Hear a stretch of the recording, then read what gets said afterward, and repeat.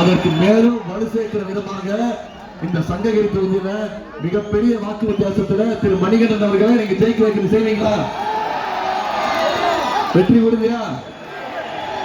உங்களுக்கு அவங்க தெரியுமா, நானும் ஒரு வேட்பாளர் இந்த தொகுதியில நான் போட்டி போறேன். இந்த தேர்தலில் தெரியுமா உங்களுக்கு? எந்த தொகுதி? சேப்பாக்கம் திருவள்ளிக்கேணி தொகுதியில போட்டி போடுறேன். நான் வீட்டுல இருந்து கிளம்பி 10 நாள் ஆச்சு. இன்னைக்கு நைட் தான் வீட்டுக்கு போறேன். இன்னைக்கும் நான் போறேன்னா என் வீட்டுல அடையாளம் தெரியாது. நான் என் தொகுதிக்கு ஒரே ஒரு நன்னா போனேன் பிரச்சாரத்துக்கு, வாக்கு கேட்டேன்.